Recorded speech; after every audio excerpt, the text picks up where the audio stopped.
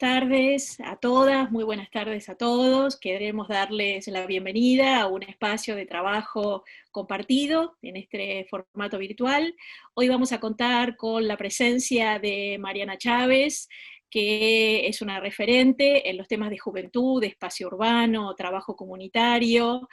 En particular, Mariana es licenciada en Antropología y doctora en Ciencias Naturales con orientación en Antropología de la Universidad Nacional de La Plata, es profesora e investigadora en la Facultad de Trabajo Social, donde dirige el Núcleo de Estudios Socioculturales, es investigadora independiente del CONICET, ha publicado una enorme cantidad de libros que son de consulta permanente, y de hecho de uno de ellos hemos tomado el título para la charla del día de hoy, que es Jóvenes, Territorios y Complicidades.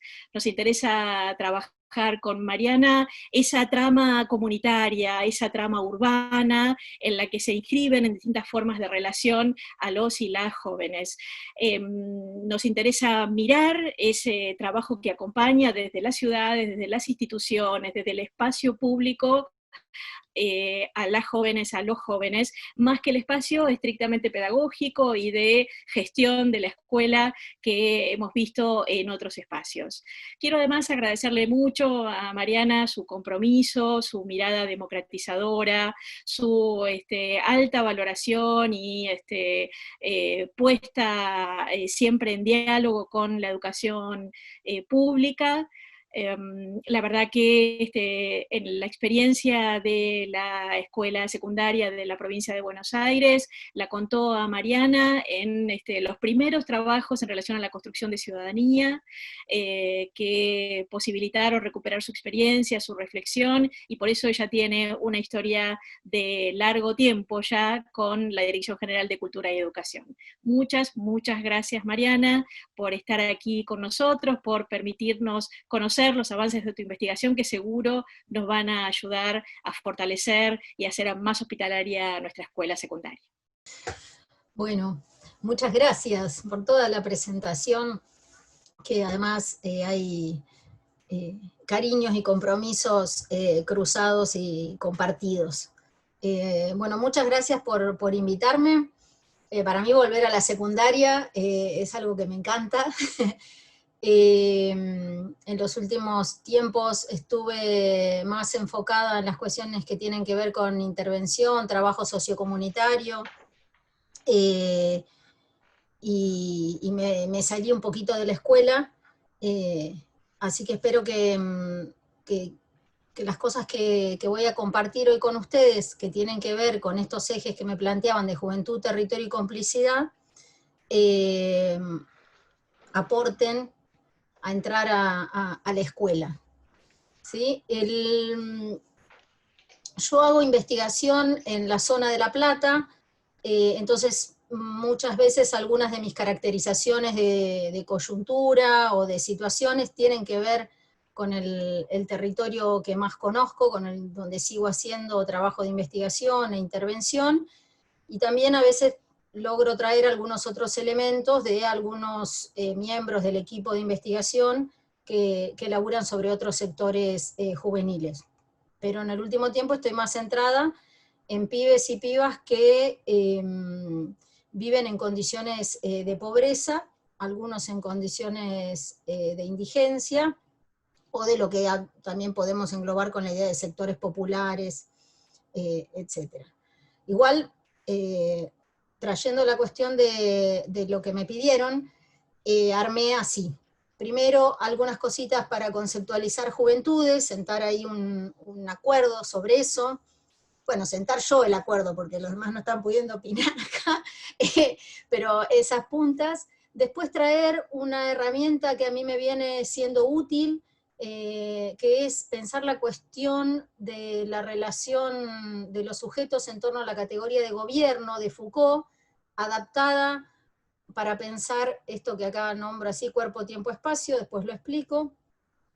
Eso me parece que nos va a permitir también pensar un poco el eje de autonomía-heteronomía, que creo que es uno de los ejes densos, para decirlo así, fuertes, para pensar la cuestión juvenil. ¿sí?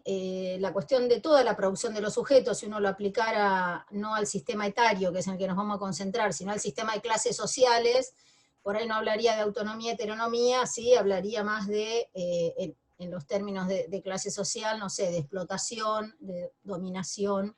Vamos a ver algunas cosas de eso, y luego pensar territorios, digamos, y dentro de territorios algunas cuestiones sobre políticas públicas y el sujeto juvenil participativo. Vamos a ver cómo llegamos. Esto puede pasar. Cuando algo no se entienda, también me pueden preguntar o lo vemos después, no sé eso cómo pensaron, si va a haber preguntas y eso. Diría que mejor vos primero presentes, anotamos Vale. las preguntas y al final te las hacemos todas juntas. Perfecto. Entonces, el punto de partida es un acuerdo sobre cómo entendemos la condición juvenil. En esto vale disfrutar que el momento en que estamos en las ciencias sociales, en los estudios de juventud, que ocupamos la posición hegemónica, y la definición relacional de la condición juvenil es la que prima y la que van a encontrar ustedes en auge en las ciencias sociales latinoamericanas y también en otros territorios, ¿sí? Durante un tiempo se fue dando una disputa importante para pluralizar la nominación, esa insistencia que a veces parece como quisquillosa o pesada, de andar poniendo juventudes, juventudes. Bueno, es una batalla en el lenguaje que cuestiona la lógica de sentido de la homogeneidad. Por eso uno da batallas en el lenguaje, en la escritura, ¿no? Entre otras cosas por las cuales las da. Claramente lo vemos con todo lo que nos está sucediendo en la lengua, con la cuestión de género, o por ejemplo ahora más cercano a la fecha, el debate que pudo darse en los organismos de niñez nacional y provincial para pluralizar la nominación de Día del Niño, que era como la manera más clásica, y acá ahora estamos con infancias, niñeces, ¿no? Cada uno va a estar avanzando en eso. Entonces estamos juventudes. Porque lo que nosotros estamos cuestionando es que nacer en un determinado momento no implica que las personas sean iguales. Parece como una obviedad, pero resulta que muchos de los análisis y caracterizaciones venían diciendo, y siguen también instalados en algunos ámbitos académicos, el sentido común y hasta en algunas políticas, que según el tiempo que uno tiene en el planeta, parece que tendría que tener determinadas características. Bueno, lo que nosotros decimos es que el tiempo que a uno le pasa en la vida es importante, como no, pero que además son importantes las otras condiciones sociales. La clase, el género, el territorio, lo étnico, lo racial, lo cultural, y que entonces es una combinación, y para ser así como más justos conceptualmente, una interaccionalidad de todos esos elementos, los que hacen a una experiencia particular de vida en un momento histórico. Y además eso, un momento histórico, es decir, no solo que si combino todos esos elementos me va a dar lo que es el joven, sino que además tengo que situarlo, para que esa experiencia se conforma en relación con la economía, la política, la historia que pasa en esa nación, en esa región, en el mundo, habría también que ampliarlo. ¿Sí? Uno puede a veces, no pasa con todas las situaciones políticas y económicas, pero muchas veces sí es bastante posible de ver, no me quedó bien armada la oración, es posible ver cómo un acontecimiento económico incide en que un papá, una mamá o un pibe le cuesta conseguir trabajo, ¿sí? Un acontecimiento económico mundial, digo. Esas cosas que igual antes las teníamos que explicar más, la situación de la pandemia vino a traer una comprensión del estado de conexión mundial que tenemos todos, que es interesante como capacidad reflexiva, ¿sí? Entonces, una manera para nosotros de decir, como no tenemos la posibilidad de decir qué es ser joven, salimos de esas definiciones de esencia y decimos cómo se está joven, podría ser, cómo se produce un joven, cómo se resuelve lo juvenil en relación a los otros sectores sociales, etarios, a la clase, al género, y por eso una manera también de sistematizarlo es decir que hay que hacer una caracterización contextual, espacial e históricamente situada, que debemos tener en cuenta las relaciones con los otros grupos etarios y sectores, y que nos va a dar como producto que hay una diversidad y desigualdad de múltiples experiencias juveniles. Es interesante para los que hacemos investigación y también para pensar diseños de políticas públicas, identificar cuáles son regularidades entre la experiencia juvenil de una época, lo que se suele llamar como características generacionales, ¿sí?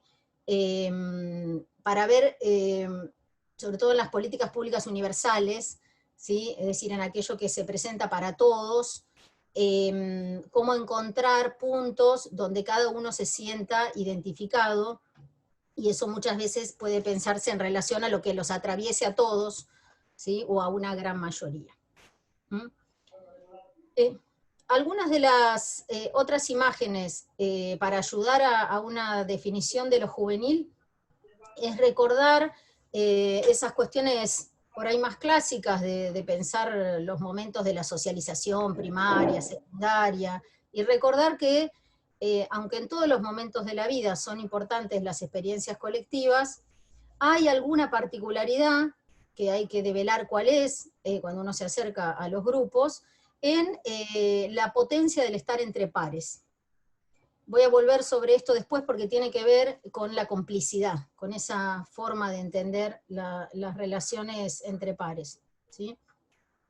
Otro de los puntos desde los cuales se suele interpretar o visibilizar la condición juvenil es la violencia, y acá a veces hay atravesamientos de clase muy diferenciales, de cómo son mostrados, no me voy a detener en eso, pero los procesos de estigmatización, por ejemplo, sobre los sectores populares, etc.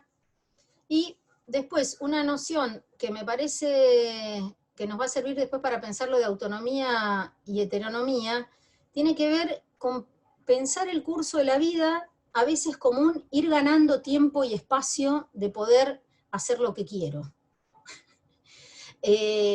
Como si el proyecto de la vida fuera ir viendo cómo uno se constituye como un sujeto que puede decidir sobre sí mismo, ¿sí? Y qué cosas empiezan a tensionar esa experiencia. Porque al principio uno puede identificar más claramente a los padres, los maestros, pero después hay múltiples actores sociales que hasta el día de hoy, cuando uno es adulto, intervienen en ese puedo hacer lo que quiero, ¿sí? Es decir, avanzo en un tránsito por el mundo, etc.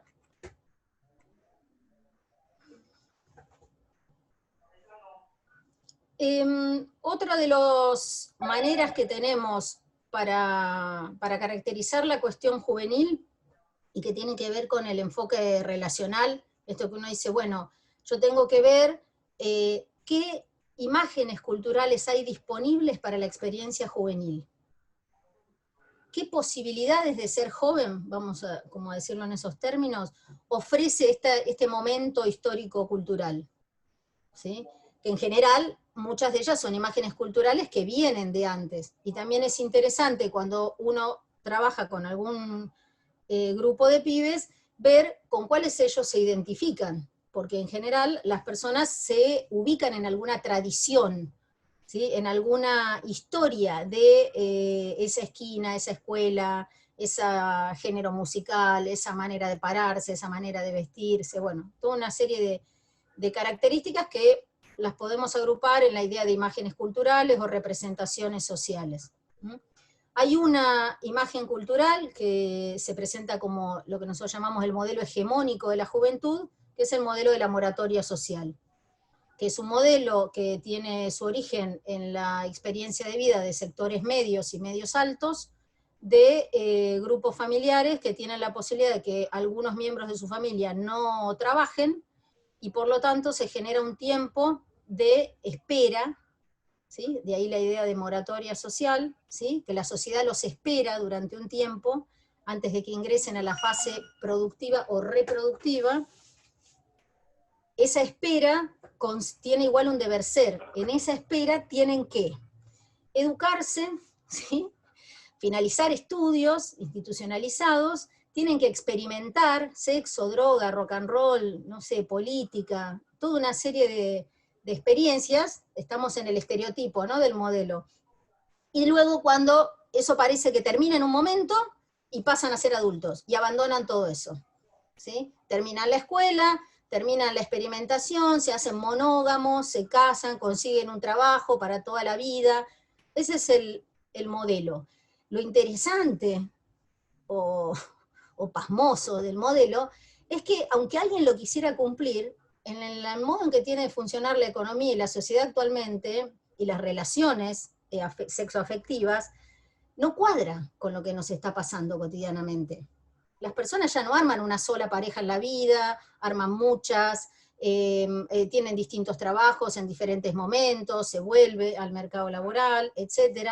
No hay necesariamente una linealidad entre estudio y trabajo, esas cuestiones. Y eso estoy hablando en general, como si fuese para la misma experiencia de sectores medios y altos. Si además yo veo cómo funciona este modelo en los sectores populares, ¿sí?, lo que veo es que funciona como un deber ser sobre el cual siempre yo voy a estar en falta.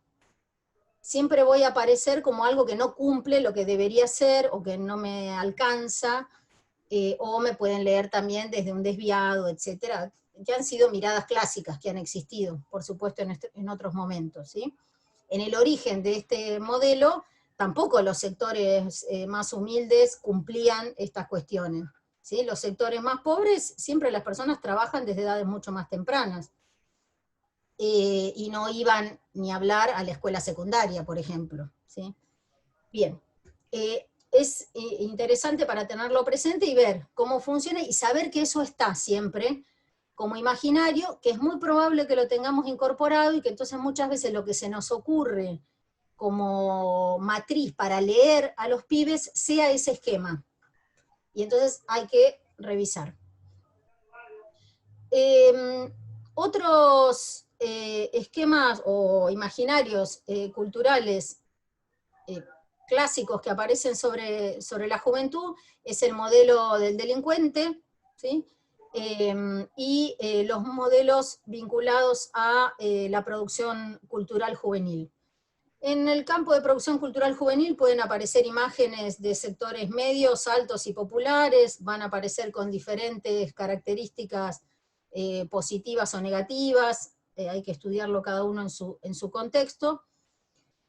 El joven delincuente aparece muy fuertemente ligado a las clases populares y sobre todo a los varones.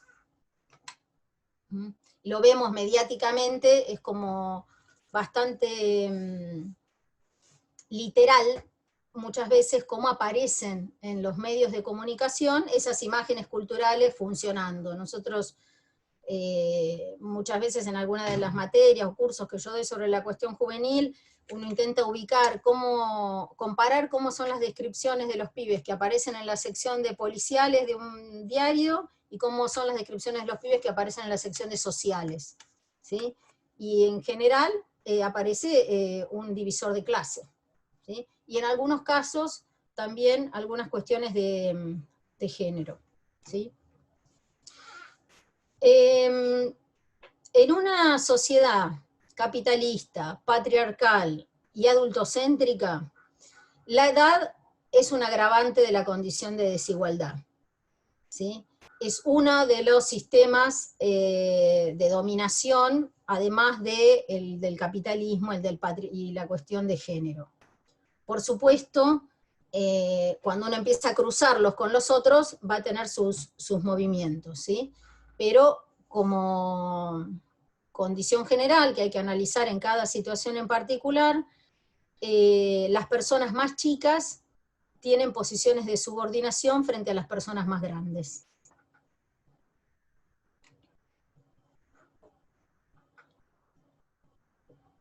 El segundo punto que quería compartir, ahí con lo anterior cerramos, ¿no?, esa definición de juventud como como algo que no podemos saber a priori, que lo que tenemos es como una lista de elementos a tener en cuenta. Tengo que ver la clase, el territorio, cómo es el vínculo con otros sectores de edad, y con eso armo qué prácticas culturales tienen, puedo armar una caracterización de ese sector para pensarlos. Ahora, otra herramienta, que es la cuestión de el gobierno. A mí me parece útil, la idea de gobierno de Foucault, simplificadamente, es la idea de cómo conducir la conducta del otro, ¿sí? Cómo hacer que el otro haga lo que a mí me parece que hay que hacer, ¿sí? En ese tipo de relación de poder. Entonces a mí me es útil pensar que la crianza de una persona, acá casi es como decía Norbert Elias, es un proceso civilizatorio. La crianza de una persona implica cómo gobernar el tiempo y el espacio y el cuerpo del otro. La sociedad como dispositivo o como regulador de la crianza, ¿sí? Intenta gobernar el tiempo, el espacio y el cuerpo del otro. Se supone que una posibilidad de educación o proceso de inclusión social, en términos de convertirse en sujeto capaz de funcionar, entre comillas, es conseguir la autorregulación, ¿sí? El gobierno por sí mismo de estas funciones. Y que yo entonces no caiga en situaciones desubicadas, ¿sí? La desubicación es un ejemplo buenísimo para pensar esta cuestión de gobierno. Entonces un ejercicio posible es pensar estas tres dimensiones, tiempo, espacio y cuerpo, y analizar cómo se da la tensión de quién quiere hacer qué con el tiempo de un pibe.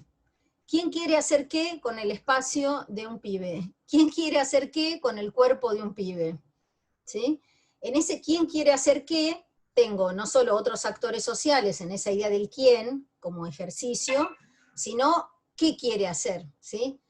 En el qué va a estar la propuesta que le hace la sociedad, el sector social, la escuela, lo que sea, la organización, sobre la familia, sobre cómo debe ocupar el tiempo, cómo debe ocupar el espacio y cómo debe comportarse o hacer con su cuerpo, ocupar su propio cuerpo, podríamos usar la misma palabra, ¿sí? Muchísimas disputas que se dan en el ámbito de la familia, en el ámbito de la escuela, en los ámbitos laborales, en los espacios recreativos, en las organizaciones comunitarias, se pueden organizar en torno a las disputas entre los actores adultos y los actores más chicos por la disputa de la regulación del tiempo, el espacio y el cuerpo. Yo muchas veces digo que la gran función de la escuela, ¿sí?, es gobernar el tiempo, el espacio y el cuerpo. Y además están los contenidos de las materias, ¿sí? Que también es obviamente un elemento importante, pero esto lo sabemos, digamos, esa idea tan antigua de que hay una parte de la escuela que una de sus funciones es producir un tipo de sujeto. A veces hay propuestas o épocas en que hay propuestas más heterogéneas, más diversas, y a veces hay propuestas muy homogéneas de la búsqueda de un solo tipo de cuerpo, tiempo, espacio, y después cuando uno pone la lupa y si mirara una escuela en particular, ¿sí?, encontraría además que entre los actores escolares hay diferentes nociones de cómo le gustaría que funcionara el tiempo en la escuela, y qué hacer con el tiempo del pibe y del profe, cómo le gustaría que funcionara el espacio y qué hacer con el espacio del pibe y del profe, y con los cuerpos exactamente lo mismo, ¿no? Hay desarrollo en el campo educativo sobre estos temas. Pero bueno, por eso me parece que es como útil tener en cuenta esas tres dimensiones, y además verlo en tres escalas, que después también avanzo algunas cosas para cruzar más adelante, que tienen que ver con el nivel del individuo, el nivel de la interacción social y el nivel estructural. o acá coloqué poblacional.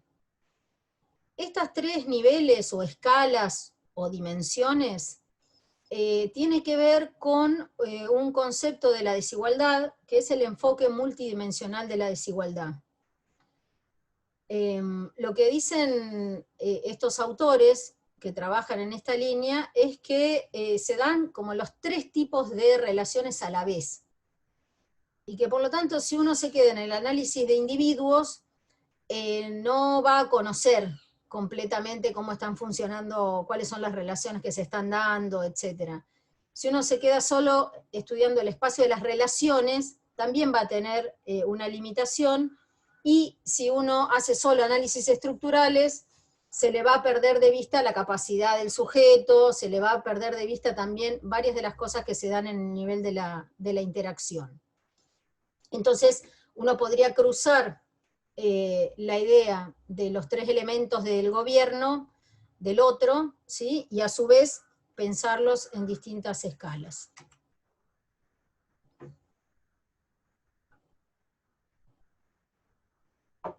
Tenemos entonces una herramienta de cómo concebir lo juvenil, situado, contextual, relacional. Otra cosita que puede ser útil, que es esa idea del gobierno, para mirar las relaciones de poder, centrarnos en tiempo, espacio, cuerpo, con eso describir y ver qué está pasando, ¿sí? Ver qué pasa a nivel individuo, qué pasa a nivel de relación social y qué pasa a nivel de estructura. Y pasamos ahora a la cuestión de los territorios, ¿sí? Hay dos maneras en que voy a traer la noción de territorio. Una es esta, que es como lugar de inscripción de los deseos. Estoy usando acá territorio casi en un sinónimo de sociedad, si uno dijera, de espacio social, ¿no? Y otro, cuando hablemos un poquito de desigualdad, para pensar territorios de la desigualdad. Y que tiene que ver esta idea del territorio del deseo, o yo lo conecto con los que les decía antes, que en relación al gobierno, de cómo identificar, para decirlo de alguna manera, el deseo del otro. Y cómo la idea de construir espacios de inclusión, o cómo cada persona se subjetiva en una experiencia de reconocimiento positivo, es que sus lugares, sus deseos tengan lugar, ¿sí? Tengan un lugar material, como si yo dijera, y entonces que me den el sucuchito para el centro de estudiantes, tenga un lugar simbólico, que me presten atención, que me escuchen, que me miren, ¿sí? Y tenga un lugar en un acompañamiento social, un acompañamiento institucional en la realización de mis deseos. Esos deseos que no es que están claros, no es que van a estar en una listita, no es que alguien puede, a veces puede pasar que sí, que ¿cuál es tu proyecto? Y entonces, ahí, el proyecto, hágase carpintero, y entonces está todo sencillo para acompañarlo en el proyecto de vida, tanto que se usa para los pibes. No, los deseos son móviles, ¿sí? Lo que es importante para nosotros es partir conceptualmente, éticamente, de la idea que el otro siempre tiene algún deseo, que hay un deseo, y que nosotros tenemos también nuestros deseos propios y tenemos deseos para ellos, y que los deseos para ellos son nuestros para ellos, no son de ellos. Y que entonces lo que se tiene que producir, o sería interesante que se puede producir, es un diálogo de deseos, ¿sí? Pensando en el campo de las organizaciones comunitarias o en el campo educativo, el deseo del adulto educador, del adulto profe, es muy fuerte en cuanto a lo que quiere que el otro haga, ¿sí? A lo que quiere que el otro proyecte, ¿sí? Y muchas veces hay incomprensión entre el deseo propio y el del otro, etc. Entonces, pensarlo desde ese lugar me parece que es un punto de partida así conceptual, metodológico, pero además es un punto de partida para ver al otro, para reconocer a las y los pibes, y en ese ejercicio de pensar desde los deseos, sistematicé algunas dificultades de este tiempo, a partir de los relatos de los pibes, sobre la realización de los deseos, sobre ese ser alguien, ¿sí? Siempre en todas las investigaciones, no solo las mías, las de otros compañeros, la cuestión de ser alguien, ¿sí? Que puede ser tener un trabajo, hacerse mamá, ser jugador de fútbol, es uno de los ejes que uno empieza que uno vislumbra, ¿sí? Entonces, hay una experiencia de dificultad en el encontrarse con uno mismo, en encontrar el propio deseo, o en no poder expresar positivamente mi deseo, porque el deseo de la sociedad sobre mí ya está colocado con una etiqueta tan fuerte que no permite mi expresión. Para ejemplificar lo que estoy diciendo, cuando la percepción sobre un pibe es que siempre va a ser, como yo dijera, el chorro del barrio, ¿sí? El que se porta mal en la escuela, ¿sí? Es muy difícil el trabajo del individuo para sacarse solo de ese lugar, ¿sí? Entonces, la dificultad de encontrarse uno mismo, las dificultades de que los demás me encuentren, que tiene que ver también con este ejemplo que daba antes, del reconocimiento, el respeto, la legitimidad. Eso no es posible de solucionar solo, ¿sí? Porque el reconocimiento se genera entre otros, en una relación social. Entonces ahí el nivel de la interacción es fundamental. Nosotros sabemos, cuando hacemos intervenciones en algunos lugares que el pibe está como etiquetado en alguna posición, que el trabajo más fuerte, no necesariamente sobre el pibe, sino sobre todo el sistema de relaciones que se armó en torno a esa etiqueta, ¿sí? Y que si no hay un desarme de ese sistema, no va a haber posibilidad de un otro lugar para ese pibe, por dar el ejemplo, ¿sí? La otra es que la sociedad ofrezca un lugar posible, y eso se une con toda la complejidad que tiene la desigualdad, donde la sociedad ofrece lugares para algunos y no para otros, y si no, hace ofertas, yo ahí lo coloco como el placebo del proyecto, después vuelvo sobre eso, que son aquellas ofertas que tienden a la frustración y a la idea de la responsabilización individual, ¿sí? Bueno, y la dificultad de hacerse un lugar que va como en la misma línea. Acá ya me adelanté algunas cosas que están acá explicando la idea del enfoque multidimensional de la desigualdad.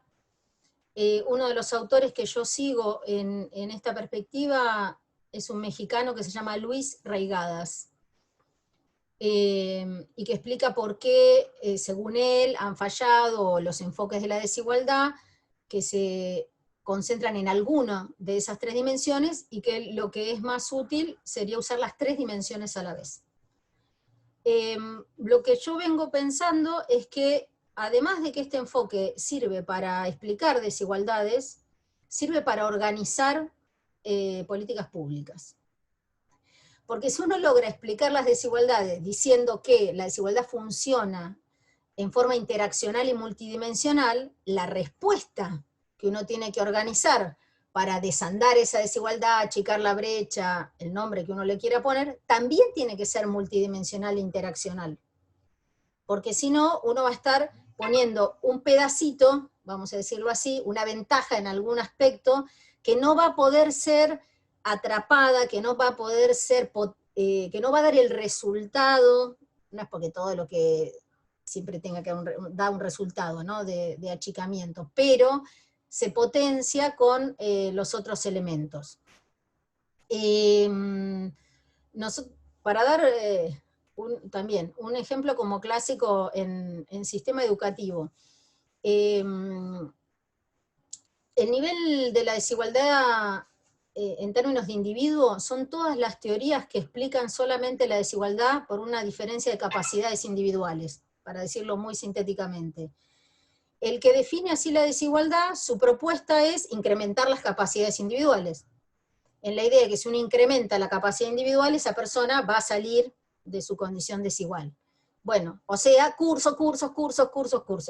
Por ejemplo, valijita de herramientas, bueno, todo eso sirve, perfecto, pero no es posible salir de una posición de desigualdad por incremento de capacidades individuales, porque yo me voy con todo eso a un mercado de trabajo, si voy al ejemplo de trabajo, donde necesito, ¿sí?, que haya condiciones de relaciones sociales que permitan, ¿sí?, mi inclusión en ese mercado de trabajo, y además necesito una estructura del mercado de trabajo que necesite puestos de trabajo, etcétera, ¿sí?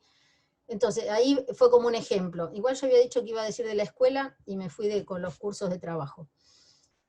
Si uno piensa en la escuela, no solo, y lo solemos relatar así, no solo necesitamos que al pibe lo anoten en una escuela, ¿sí?, y que él consiga anotarse en una escuela, sino que necesitamos que alguien lo levante a la mañana, que tenga una mesa, que tenga una silla, que tenga los útiles, que tenga las zapatillas, que coma, que pase el micro, que haya luz, etcétera, etcétera, etcétera. Todos esos otros elementos son elementos de la estructura, de la interacción, y entonces si yo diseño una política pública vinculada a la inclusión en la escuela, tengo que poder articular, no es porque las tenga que resolver yo, articular con las políticas que tienen que ver con el nivel interaccional o estructural de la desigualdad, para que creen las condiciones, se generen las condiciones de posibilidad de que esa capacidad individual, vamos a decirlo así, transcurra.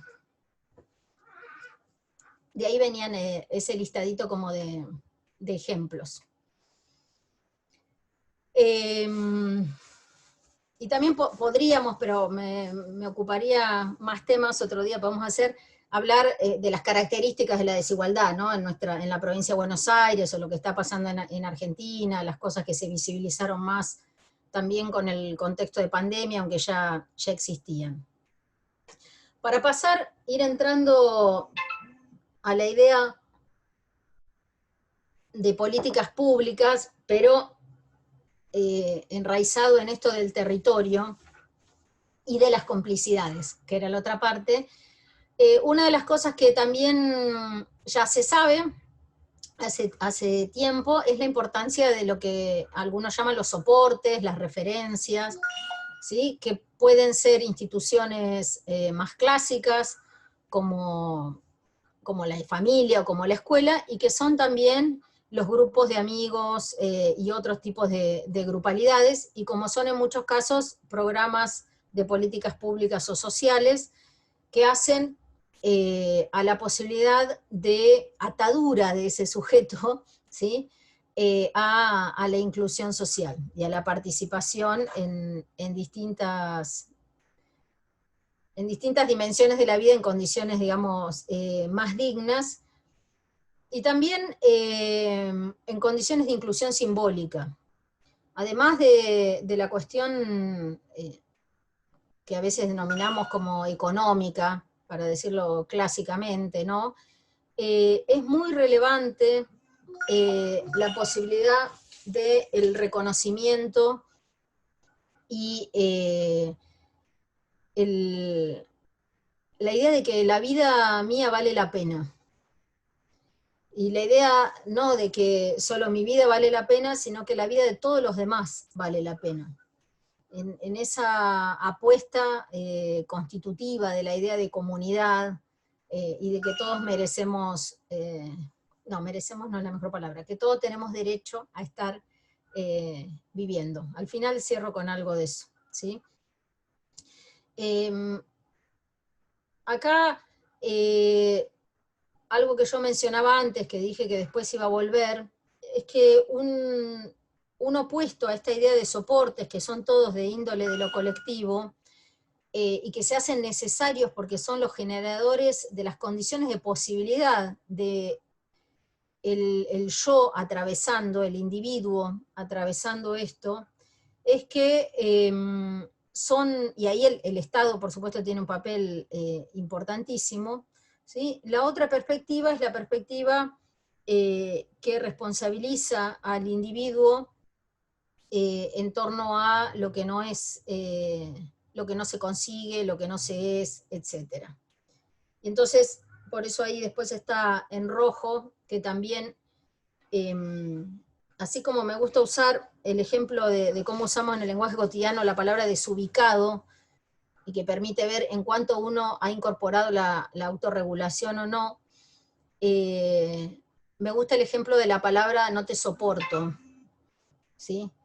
Cuando ya le decimos a alguien que no lo soportamos, le estamos diciendo esto que está acá abajo, en el sentido de que no vamos a soportarlo, que no vamos a retenerlo, que no vamos a hacer la trama que lo va a contener, la trama donde va a poder ser, donde va a poder estar, ¿sí? Que no queremos estar más con él, viene a ser la idea de que no te soporto. Y entonces acá una apuesta al trabajo con pibes en que, y bueno, hay que soportarlos. Ahí viene la cuestión. Y esta lámina muestra, en la idea de circuitos, que en intervención, bueno, también en estudios urbanos, pero la traemos en vínculo con trayectos, tránsitos, reconocimientos, ¿sí? La voy a pasar un poquito rápido, pero tiene que ver con ejemplificar también esta idea de los soportes, ¿sí? Cómo identificar los lugares donde los pibes son reconocidos, ver primero dónde están ellos, además de dónde a nosotros nos gustaría que estén. Es solamente a partir de donde el otro está, desde donde, del reconocimiento de donde el otro está, cuando podemos empezar a trabajar con ellos en territorio, ¿no? Acá si lo ponemos en términos de territorio, nosotros decimos, bueno, hay que ver dónde, a qué club iba, a qué escuela, con quién se juntaba, quién es su referente, hay una familia, hay un tío, todo lo que en el enfoque de derechos, en el sistema de promoción y protección, llamamos también el enfoque integral, va todo en esa misma línea, ¿sí? De reconocer todos esos lugares donde hay una posibilidad de inscripción y analizar si ese reconocimiento o esa inscripción es una inscripción que está valorada positiva o negativamente. Para también, en los casos que hay procesos de subjetivación en el rechazo, o de reconocimiento negativo, ¿sí? Poder trabajar en esos espacios para otro tipo de reconocimiento.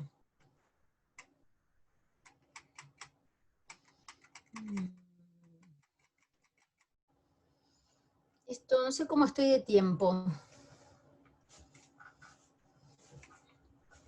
Ya pasada, ¿no? Bueno, más o menos. Esta caracterización que elegí compartir fue hecha con Valeria Llobet y Marina Medán, que son otras dos investigadoras, en un texto que escribimos, en un análisis que hicimos bastante de coyuntura durante el gobierno de Macri a nivel nacional y el gobierno de Vidal en la provincia de Buenos Aires, mostrando qué tipo de sujeto y de problema social era construido desde las políticas de niñez y juventud, y por lo tanto pensando también qué tipo de Estado se estaba generando y qué propuesta de juventud hacía el Estado. ¿Sí? Hay un concepto que trabajamos, que es el de producción socioestatal de la juventud, que es qué oferta, para decirlo así, o qué propuestas de subjetivación tiene el Estado para los pibes, ¿sí? Qué lugares para inscribirse, qué espacios de reconocimiento, etc. Y entonces ahí sistematicé como 3 formatos de tipo de sujeto que había en las políticas. Uno es que podíamos visibilizar que continuaba, siempre aparece, distintos gobiernos, distintas estrategias políticas, y sigue muy vigente el modelo de la moratoria social, ¿sí?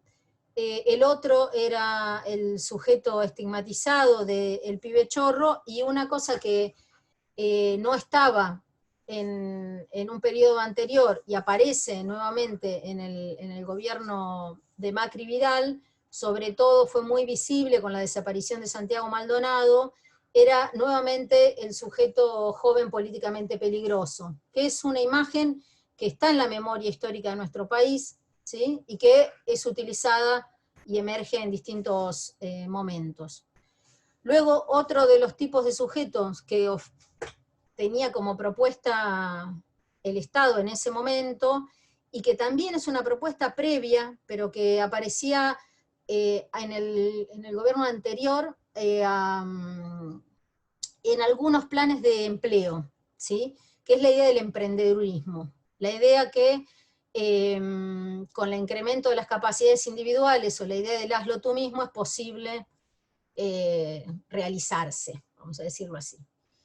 Y otra que también subsistía, pero que estaba con menor vigencia en ese momento, era la idea del protagonismo y la participación juvenil. La verdad es que estas 4 formas del sujeto juvenil que uno identifica en la construcción en Argentina del problema social y del diseño de políticas, suelen estar siempre las 4. Y probablemente haya alguna otra, nosotros nos dio para llegar a eso. Pero lo que varía es la intensidad en la que aparecen, ¿sí? O la visibilidad que tienen, o el lugar que ocupan en la política pública.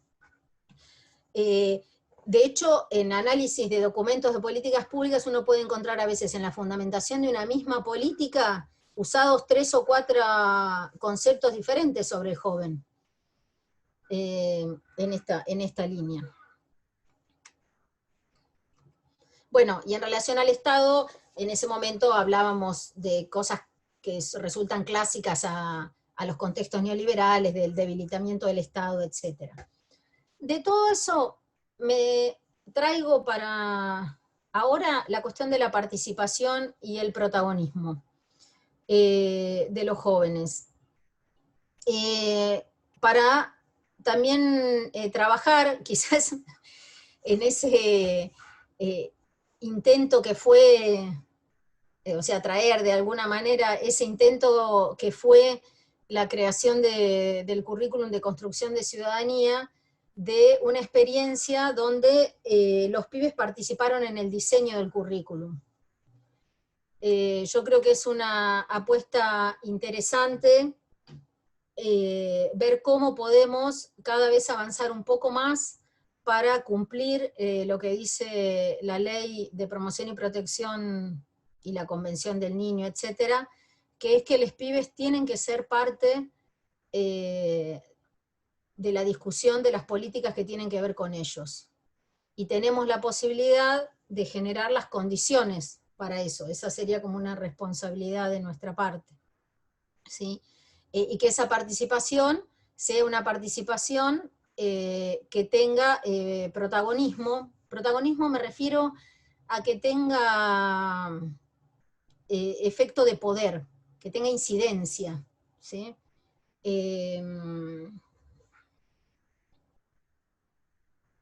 Eso.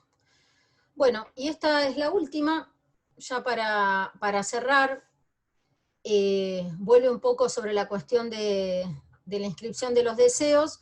Es una sistematización de un taller hecho en una escuela con pibes en el barrio en relación a los derechos, ¿sí? Y como derecho a qué queríamos, yo lo titulé como derecho a un lugar y derecho a la existencia, y en la lista de las cosas en las que ellos querían tener derecho a inscribirse, aparecían la familia, la escuela, el deporte, la religión, el grupo de amigos, las organizaciones sociales y políticas, no estar inscrito en nada, etc. ¿Sí? Me parece que podía servir como cierre, ¿sí? Como síntesis, esta idea de que haya lugares para que mi vida tenga lugar, en términos de les pibes, ¿sí? Del derecho a las condiciones de posibilidad de estar Y en el caso, esto fue un taller allá por Barrio Aeropuerto, ¿sí? Como dicen los pibes, que se les nota mucho que no quieren estar con nosotros, y entonces lo diferente a eso era que los espacios quieran recibirme. Y ahí termino. Buenísimo. Vamos a pasar a las preguntas. Hay algunos compañeros y compañeras que creo que estuvieron tomando nota, que seguramente van a querer preguntar todos estos temas que tanto nos son útiles para nuestra línea de participación estudiantil.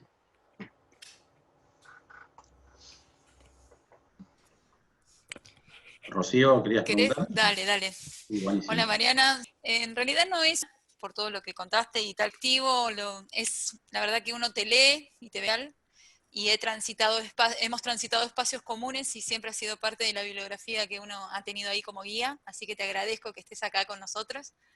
Y acá en particular en secundaria, hace 11 años que trabajo todo lo referido a la ruralidad, y cuando vos hablabas de esta cuestión que no puedo dejar de pensar esta idea de que vos decías del derecho, del lugar, del ámbito. En ruralidad es tan difícil poder marcar eso, porque ahí realmente es tensionar una historia de años donde realmente la ciudad era vista como un derecho. La palabra citadina era derecho. Esa idea de que la ciudad se traslada al campo casi en términos de conquista educativa. Entonces, y en secundaria, a través de la obligatoriedad de la secundaria, ¿qué posibilitó? Que en la ruralidad sean sujetos de derecho, sean reconocidos como jóvenes, digamos, con participación política, jóvenes con voz, a través de la educación. Entonces fue la obligatoriedad de la escuela secundaria y que se erijan establecimientos de educación secundaria, lo que permitió a estos jóvenes reconocerse como jóvenes en relación con los otros. Entonces me pareció muy significativo. A su vez también no puedo dejar de pensar esta frase de José Martí que dice que los derechos no se piden, sino que se toman. Y yo creo que una vez que a los chicos, que a los jóvenes les damos la palabra, ya ellos hacen valer su derecho y lo toman. La educación es un derecho, el acceso vos planteabas hoy este reconto que hacen del tema de la vivienda, de un trabajo. Las variables de tiempo, espacio y trabajo son muy comunes en la ruralidad y son variables que son totalmente distintas a un ámbito de estudio planteado desde la ciudad, así que surgieron 1.000.000 de reflexiones al interior de cada categoría que planteaste, y bueno, desde el nivel de educación secundaria y en diálogo con las de la ruralidad, que a veces son muy endógenas, y esas comunidades devienen, esta relación de comunidad y territorio deviene un modelo cultural difícil de trabajar, pero bueno, que es secundario y abre esta oportunidad, así que te agradezco nuevamente que nos llames a reflexionar al interior de estas categorías y con las particularidades del ámbito rural. La escuela es el gran creador de juventud. La escuela es la punta de lanza de la producción socioestatal de la juventud, la educación, ¿sí? Los estudios que hay sobre ruralidad muestran eso, son muy interesantes los estudios que hay sobre pueblos originarios cuando fue llegando a la escuela secundaria con los modelos hegemónicos de la escuela secundaria, ¿no? Se abren después toda otra disputas, diversidad de cosas, etcétera. En Brasil hay mucha tradición de los estudios de cómo fue llegando a la escuela o cómo está llegando, y también acá en Argentina hay algunos, porque la escuela llega con el modelo de juventud de la moratoria social. La escuela pide que sea el joven, que también es la discusión, estoy buscando la palabra, para no usar problemática, la discusión, el panorama que se nos abrió en el último tiempo con el aumento de la escolarización secundaria, ¿sí? O la universalización o la masificación, hay discusiones sobre todos esos términos, pero digamos que muchos más pibes van a la escuela de sectores sociales que no iban antes, ¿sí? Y entonces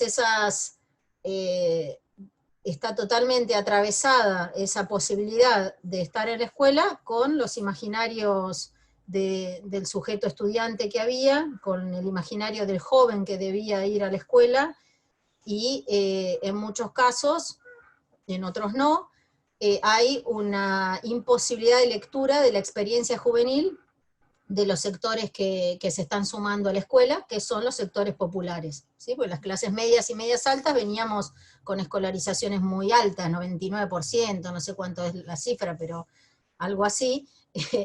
Y ahí hay toda una cuestión que atraviesa las innumerables hojas de estudios de educación que hay sobre estos procesos, ¿sí? Sobre desde que se cambió la ley, si es obligatoria la escuela secundaria, cómo se dan esos procesos.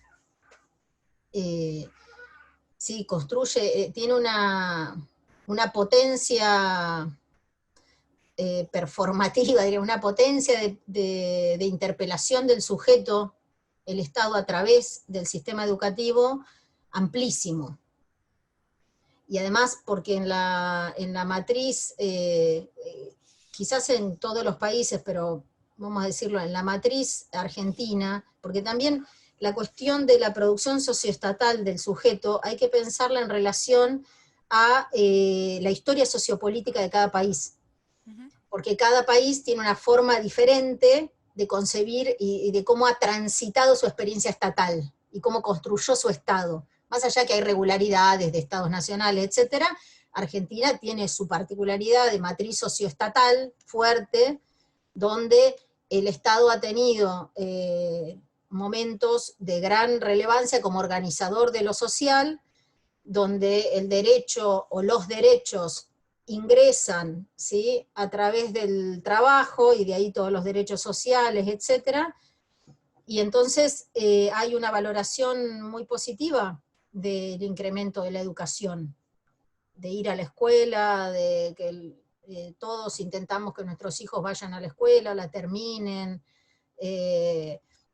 Bueno, fue raro ese comentario que hice recién, de todos intentamos. Quiero decir, como cosa social, ¿sí? Como mandato social, no para personalizar. Y sobre eso también, que es tan fuerte, cae cuando alguien no logra quedarse en la escuela, o la escuela no logra quedarse con él, sería mejor decirlo, cae un peso de responsabilización individual muy fuerte. Y eso produce muchas veces dificultades para que sea más discontinuo, que no sea como un dejar por largo rato, sino que se vuelva más fácil. Bien. Te hago un comentario, una pregunta, Mariana, ¿cómo estás? Hola. ¿Cómo andas? Bueno, gracias por compartir con nosotros este diálogo. En varias situaciones, varias partes de tu charla apareció el tema del deseo, del proyecto, y eso vinculado a la escuela secundaria también apareció en distintas situaciones, apareció como deseo proyectivo seguir estudiando luego, y al final en este derecho a inscribirme en una escuela, con donde la inscripción es más que el acceso, no es el habitar la escuela, estar, ser recibido. Me pareció muy fuerte la frase final de cierre, es para el inicio de una charla, de un texto, esto se les nota mucho que no quieren estar con nosotros, me pareció muy fuerte. Pero lo que te quería preguntar es si en la investigación ustedes pudieron recabar sentidos que los jóvenes en sectores vulnerables le asocian al estar en la escuela, más allá del estar y del estar alojados, sobre el tipo de educación, sobre la enseñanza, ¿no? Se ha comentado cómo estos jóvenes llegan a estar de pleno derecho, como sujetos de derecho en la escuela, justamente en el momento en que la escuela secundaria está como ha sido cuestionada, o ¿no? Ha sido ampliamente criticada. Digamos que llegan cuando muchos la ponen en cuestión. Entonces, si vos recogiste, o si ustedes, tu equipo, recogieron algunos sentidos específicos educativos, más allá de estar alojados, sobre el tipo de educación, la enseñanza, qué buscan o qué esperan en la educación secundaria. Dos cosas. se me ocurren. Una que sería interesante poder usar también para pensar la frase, una de las frases que comentaste al revés.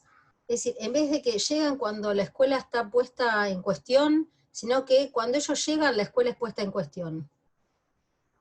Digamos, porque qué casualidad, justo cuando llegan los pobres resulta que ahora la escuela secundaria no sirve. Sí. ¿Y eso? La fuga hacia adelante, ¿no? ¿Quién dijo? Digamos, ¿cómo, cuándo? Digamos, eso obviamente para el que investigue eso está todo el corrimiento que hacen los sectores medios y medios altos al sistema educativo privado, las dificultades del Estado argentino para seguir ofertando la cantidad, vamos a decirlo así, de puestos de estudio suficientes para toda la población, pero lo que hay es que que es un fenómeno que pasa en distintas cosas. Cuando se produce un efecto igualitarista, lo que emergen son discursos xenófobos. Cuando vos tenés un momento histórico de ampliación de derechos, la posibilidad de la distinción, si ya no se puede producir por el acceso al derecho, se produce por la creación de fronteras simbólicas sobre ese derecho. Entonces, como la escuela secundaria es una porquería, la del Estado, ¿sí? Bueno, listo, y van todos en corrimiento. Lo dije así como muy bruto, pero es parte de ese. Digo, hay que pensar cómo toda la creación del discurso, y que a veces la producción académica le hace el juego, ¿sí? A eso también, ir viendo, ¿sí? Cómo toda esa discusión sobre los momentos de distintas instituciones educativas, porque también ha pasado en el último tiempo con la universidad, en algunos aspectos, ¿sí? Pero bueno, la capacidad de oferta de otro tipo de educación a nivel secundario es más alta, en fin. Ese es un punto, ¿no? De ver qué hay en eso de que la escuela ya no es lo que era antes, y que por suerte no es lo que era antes, etc. Y la otra cuestión es, yo no hago hace tiempo investigaciones en las escuelas sobre enseñanza y eso. Tengo registros sobre qué dicen los pibes afuera de las escuelas, sobre la escuela, en algunas cosas, o esto que mostraba de un taller en la escuela es porque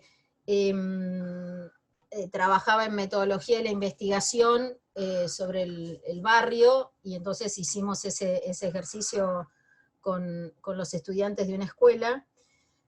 Dirijo algunas tesis que sí investigan sobre escuelas, y ahí estaba pensando particularmente en los trabajos de Luisa Vecino, es una compañera de Moreno, que hizo su tesis de maestría sobre escuelas secundarias de allá, y ahora está terminando su tesis doctoral, y una de las cosas, y la hizo siempre en la pregunta sobre esas escuelas que se fueron abriendo para el proceso de obligatoriedad, y uno, a la par, lo mostraron, parte de los estudiantes de sectores populares que ingresaban al sistema educativo y lo transitaban exitosamente, y se apropiaban y hacían suyo el discurso de la meritocracia. Y sostenían fuertemente la posición de permanecer en la escuela, de haberlo conseguido, en todo un bagaje de argumentaciones individualistas, ¿sí? Es decir, del discurso meritocrático, en ese sentido individualistas. Y generaban, ¿sí? Fronteras sociales, simbólicas, generaban el discurso que antes había sobre ellos, si uno pudiera compararlo así, sobre los pibes que se quedaban fuera de esta escuela y que estaban ahí en el barrio, ¿sí? Todos esos enfrentamientos entre los que no están en la escuela, o que la escuela los dejó, la dejaron ellos, etcétera, y los que sí quedaron adentro del barrio, dentro de un mismo sector de clase, ¿no? Cómo se construye esa distinción entre el estar en la escuela y no estar en la escuela. Es una distinción fuerte en los barrios de sectores populares, ¿sí? Ahí hay cuestiones para pensar. una de las cosas que van apareciendo también ahí en las investigaciones es cómo ha permeado el discurso de derechos, tanto en los pibes, pero muchísimo más en los profes y los equipos directivos. Los que venimos leyendo cosas desde hace tiempo, uno no encontraba investigaciones hasta estos últimos años que mostraran cómo el plantel de adultos que ahora están a cargo de las escuelas trabajan muchos desde un enfoque de derechos. Y están pensando, ¿se acuerdan? Al principio, cuando salió, ¿se acuerdan? Les digo yo, cuando salió, cuando estábamos haciendo la ley, ¿sí? Y al poco tiempo, uno decía, bueno, ¿cómo los vamos a convencer de esto? Era un discurso del enfoque de derechos ajeno a gran parte de los trabajadores de la educación, ¿sí? A muchos otros no, y bueno, y fue entrando porque hay una propuesta socioestatal que permanece, ¿sí? Y que a veces atraviesa distintos gobiernos particulares. Eso no disminuyó. Este estudio compara los años también del macrismo y no disminuyó en los años anteriores, siguió avanzando por la capilaridad de los trabajadores, de las normativas que siguieron vigentes, porque no se llegó a desarmar toda la normativa vigente, para nada. Así que eso también me parece que es interesante, pero muchas de las explicaciones de los pibes de por qué están en la escuela no está armada en términos de derecho, está armada en términos de capacidad individual. Bueno, para cerrar esta actividad queremos agradecerle mucho a Mariana por su excelente exposición, por su disposición para conversar, acercarnos además los avances más recientes de su investigación, también a la participación de los colegas, las colegas que han estado aquí siguiendo atentamente, brindándonos el intercambio que nos posibilita sacarles más provecho a esta mirada que Mariana nos ha ofrecido. Nos permite renovar las miradas, nos permite pensar todavía el trabajo pendiente que tenemos por delante para seguir democratizando la escuela, para albergar de una mejor manera a los jóvenes con los que la escuela trabaja. A todos y todas, muchas gracias.